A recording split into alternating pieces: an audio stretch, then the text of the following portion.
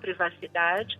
As leis americanas, elas são muito rígidas São. em relação até a boletins médicos, então o hospital está cumprindo o protocolo das 48 horas e realmente só depois disso. O que a gente sabe é que, de fato, estão todos lá. A Dona Maria do Céu chegou ontem ao hospital na cadeira de rodas, porque ela estava muito abalada, realmente, não é? Que só ontem os filhos, claro, sabiam do acidente, mas não sabiam da gravidade. Só ontem eles foram comunicados e eles ficaram firmes ao lado da mãe, ao lado da avó, ao lado da tia, porque a Dona Maria do Céu e a Aparecida Liberato estão lá na casa em Orlando com eles, e o João Augusto, inclusive, né, ele tinha ontem ido para o colégio, porque ele disse que o pai dele não admitia que se faltasse. O Gugu sempre foi extremamente amoroso, mas muito severo nesse critério de educação e escola para os filhos. Então ele falou, não, eu vou fazer como meu pai sempre manda, né? E eu vou para a escola, senão ele vai ficar muito bravo. E ele foi mesmo para a escola, ele só foi saber da gravidade da situação, mas à noite, quando realmente a Rosemiriam deixou o hospital, pude ir para casa e conversar com eles e explicar direitinho, né? Então estão todos agora em oração, como o Brasil inteiro e como os brasileiros de diversas partes do mundo também. O que nos resta é a oração emanar essa energia boa. E, Sônia, essa é a segunda casa que ele compra em Orlando. Fazia pouco tempo que ele tinha comprado essa casa, né? Inclusive para ficar mais próximo da escola dos filhos, né? Exatamente. Essa é novinha, ele estava muito entusiasmado com a casa, né? Era mais dos sonhos dele ainda do que a outra.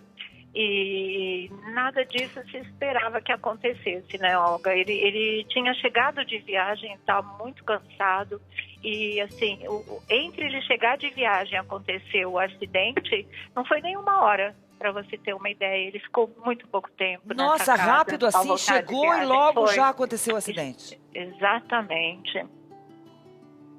Você sabe, bom, a gente sabe, né? Quem tem conhecidos que moram nos Estados Unidos, as pessoas lá, os serviços domésticos são muito caros e, não só isso, não tem, né? Então, reparos como esse que ele foi fazer, ou no ar-condicionado, ou a instalação das luzes, os próprios donos das casas, a pessoa mesmo faz. Costumam fazer trabalho doméstico de americano.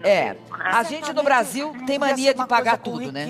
Também. Exatamente. Uma coisinha e para ele, ele também era, sabe, a casa dele, a casa nova, ele queria ver como tudo funcionava. Então, foi uma coisa bem normalzinha de se fazer. Que normal, você nunca porque as pessoas falam assim, mas como que ele vai mexer em ar-condicionado, uma pessoa que tem tanto dinheiro? Eu falei, gente, não é isso, para com isso. Na casa da gente, a gente gosta sim de botar um prego na parede, de fazer as coisas, né? Claro. E outra, era noite, já era 8 horas da noite, mesmo que quisesse chamar alguém, já era tarde. Horário. E assim, é a fatalidade realmente, porque se ele não tivesse batido na cabeça, ele teria se quebrado inteiro, mas ele não teria ficado nessa situação. O problema foi realmente a batida na cabeça, né? Agora, uma coisa que a gente ontem acompanhou, foi uma loucura, né? Desde que a notícia chegou no Brasil, algumas pessoas, você também que lida tanto com internet como eu, como todos nós aqui, o Pedro, a vida, gente colocando a morte do Gugu. Aliás, a semana passada, foi a semana passada... 4 de novembro, fake news, a morte dele foi 4 de novembro. Anunciaram a morte do Gugu. Aí ele, bem-humorado, até veio e disse, não, eu estou vivo, pronto. Aí ontem, a gente viu, assim, emissora de TV, internet eu nem vou falar, gente postando que o Gugu tinha morrido. Eu li que loucura é essa, hein, Sônia? São esses tempos de redes sociais, né? Essas pessoas que não entendem que notícia de morte não é furo jornalístico, entendeu? O importante não é você noticiar, é você dar a informação correta no momento certo, respeitando a família, respeitando as pessoas que atravessam esse momento tão delicado realmente, né? Ele está na batalha dele pela vida, eu acho que isso tem que ser respeitado, a dor de uma mãe de 90 anos também, dos filhos, da mulher mulher, de todo mundo. Achei muita precipitação. Parece que é aquela vontade de sair na frente com um acontecimento que é simplesmente pesado e triste para todos nós, e que a gente está tentando, né, rezando muito para que resolva da melhor maneira possível. Eu sei que você é uma mulher de muita fé, assim como todos nós aqui. Vamos orar e pedir a Deus que a gente tenha boas notícias. Quem sabe no seu programa da tarde a gente consiga, a partir das 3 horas da tarde, vou estar te assistindo. Quem sabe a gente tem alguma notícia boa, né? Sim, porque esse realmente é o lado mais difícil da nossa profissão, né, Olga? As pessoas que a gente ama em momentos delicados, e a gente tem que ficar atrás de informações e cobrindo esse tipo de coisa e vivendo essa dor de uma maneira mais intensa ainda. Mas, como o Gugu disse numa das mais recentes entrevistas que ele deu aí ao nosso programa, acho que foi o mês passado, o futuro a Deus pertence, e vamos esperar que esse futuro chegue trazendo pra gente, né, que ele escapou dessa situação. Vamos pedir a Deus que ele escape dessa e que volte para nós. Querida Sônia, muito obrigada. Bom programa logo mais à tarde. Olga, eu amo, beijo para o Pedro Fabrini, que é um talento. Muito bom saber que vocês estão aí, que a gente sabe que sempre é um programa de qualidade. Beijo, meu amor. Beijo, tchau. A Sônia está muito abalada, sim, porque é uma pessoa bem próxima do Gugu também, né? Você falou, aliás, o Pedro estava contando aqui da mensagem que você mandou para ele de aniversário ainda, né? Eu não tinha uma proximidade tão grande com o Gugu, mas trabalhei com ele algumas vezes. E a gente se seguia em Instagram. E no aniversário dele eu mandei uma mensagem: ô Gugu, feliz aniversário, tal, que a gente possa se encontrar mais vezes. E aí ele até respondeu, ele falou: poxa, Fabrini, obrigado, porque um ou 2 dias antes a gente estava conversando sobre os quadros que ele faz com rolha. Tinha um trabalho lindo que ele faz, ele inclusive fez algumas exposições. Aquelas rolhas de cortiça. De cortiça. E eu estava perguntando como é que ele fazia aquilo, se ele... Ele tem como hobby isso? Ele tem como hobby e, assim, faz bem.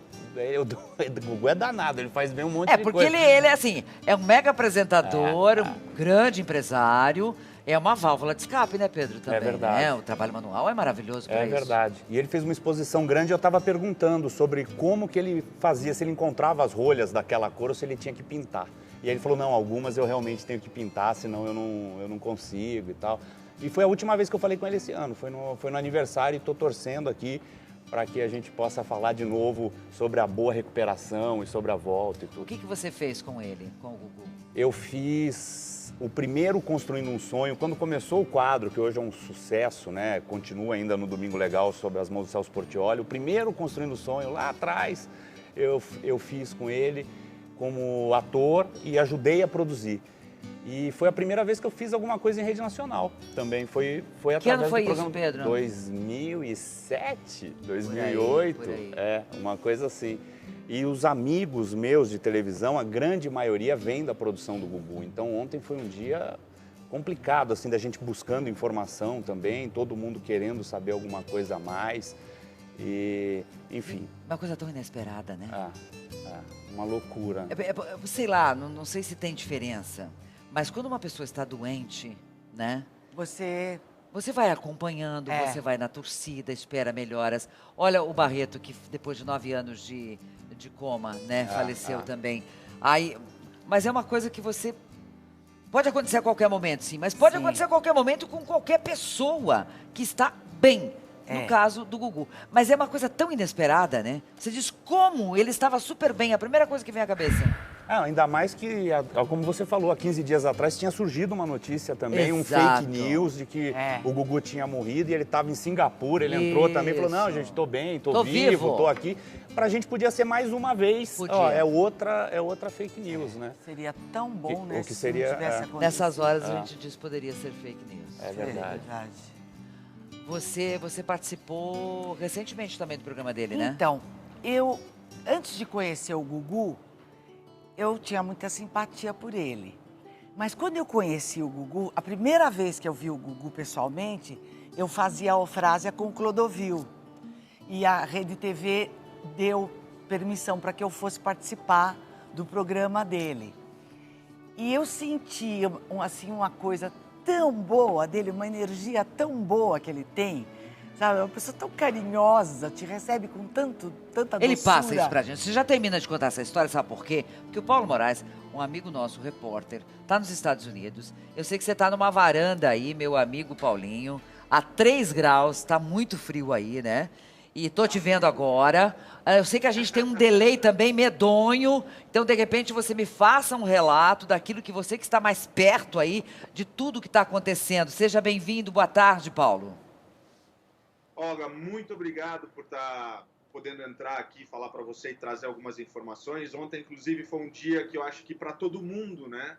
Ninguém esperava. O Gugu é aquele tipo de personagem da televisão que a gente fala assim que é impossível, nunca morre. Assim como a Hebe, que eu acredito que também não morreu, né? Então a gente vai mais ou menos por aí. Mas as informações daqui, depois de muitas informações encontradas, inclusive informações de que ele já teria tido morte cerebral, de que foi um politraumatismo, nada disso é confirmado, nada disso é verdade.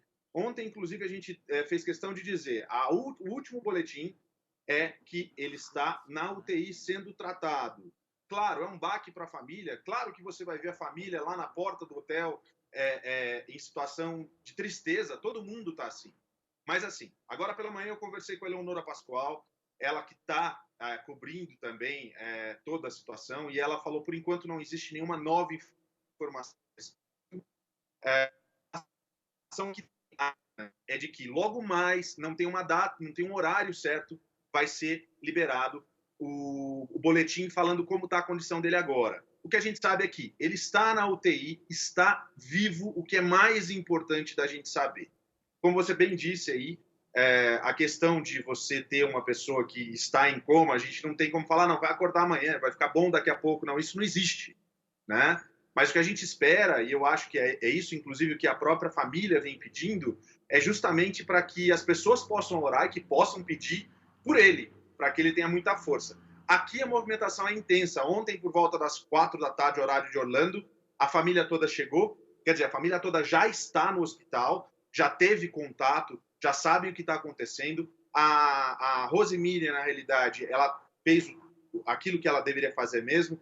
O hospital não passa nenhum tipo de informação, e isso é uma coisa muito importante, que é como funciona aqui nos Estados Unidos. Até, por exemplo, num caso de um crime ou coisa parecida, até, por exemplo, o bandido que morreu naquela situação, a família, ele só é divulgado o nome dele e a condição, etc., depois que a família é informada. Agora, eu queria só falar uma coisa sobre a situação e essa dúvida muito grande que não ficou esclarecido sobre a questão do ar-condicionado. Gente, o ar-condicionado aqui é uma coisa que assim, ele existe, ele é muito diferente do Brasil. A central do ar-condicionado fica fora de casa, no chão.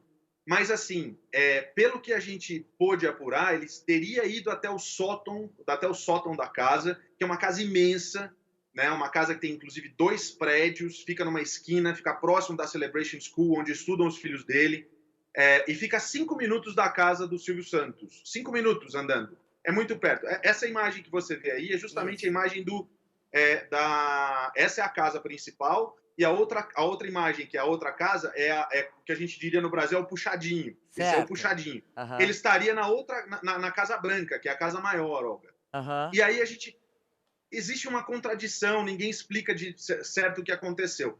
O que a gente acredita agora aqui nos Estados Unidos, já nesse período de inverno, já começam a preparação para o Thanksgiving, né, que é um feriado que todo mundo comemora aqui, que já é essa semana, e aí, logo na sequência, o Natal. Então, o que a gente acredita é que ele deveria já estar começando a colocar os enfeites. A questão do ar-condicionado, fica aquela dúvida, era isso? A gente só vai saber depois, numa informação mais precisa da própria família, né? Mas, por enquanto, é isso. A gente não tem, na realidade, uma informação agora, essa hora da manhã, uma informação oficial de como as coisas andam. Eu tive em contato agora com o pessoal que está no hospital, a movimentação continua sendo muito grande de pessoas. Ontem eu conversei com vários amigos, eu conversei inclusive com o Lucas Salles, que participou do Power Couple, com o Gugu, e que acabou tendo uma relação muito próxima do Gugu. Ele estava extremamente abalado. As pessoas me ligando, Paulo, fala para mim o que é verdade, o que não é verdade. E a gente sabe que o Gugu segue vivo, o que é mais importante, Olga. Claro. Paulinho, aproveitando ainda um pouquinho, você, nessa varanda congelante, aqui a gente está derretendo de calor, meu amigo. Esse hospital que ele foi internado, que ele está internado, é uma referência nos Estados Unidos com relação a politraumatismo, né? Traumatismo craniano. Sim, Ele está no melhor exatamente. hospital dos Estados Unidos. Exatamente. Na realidade, ele está na área de traumatologia do Orlando Health, que é um hospital que realmente é de mais do que referência nos Estados Unidos, principalmente Orlando. Só para situar, o Orlando Health fica a poucas quadras da Pulse, da boate Pulse, que há 2 anos atrás, 3 já, né, 2016, aconteceu aquele tiroteio onde 49 pessoas acabaram morrendo baleadas dentro dessa boate, e a maioria das pessoas que ficaram feridas foram levadas para esse hospital no centro de Orlando. Só para a gente fazer uma timeline aqui, a ordem dos acontecimentos, o Gugu ele sofreu um acidente dentro de casa na quarta-feira. Ele foi levado primeiro para um hospital que fica próximo da casa dele, em Celebration. De lá, dada a grave situação, ele foi transferido para o Orlando Health, no centro de Orlando. Então, assim, ele está hoje nas mãos de excelentes profissionais, né? E num hospital, sim, que é referência quando se trata de traumatologia. Tá certo. Paulo, querido, muitíssimo obrigada por nos atender nesse momento. E tendo alguma notícia, obrigado, você nos chama, por favor. Obrigada. Pode deixar. Até queria aproveitar, Olga, para dizer que está todo mundo aqui torcendo muito para que essa seja mais uma grande fake news, tudo isso, né? Que a gente possa daqui a pouco ouvir ele... Oi, gente! Né? Que seja a melhor coisa do mundo, assim, é o que a gente espera. E claro que daqui a pouco tem um programa da Sônia Abrão e a gente vai ter todas as informações e as coisas vão acontecendo. Obrigado, Olga. Beijo para você. Um beijo. Obrigada, meu lindo. Muito obrigada.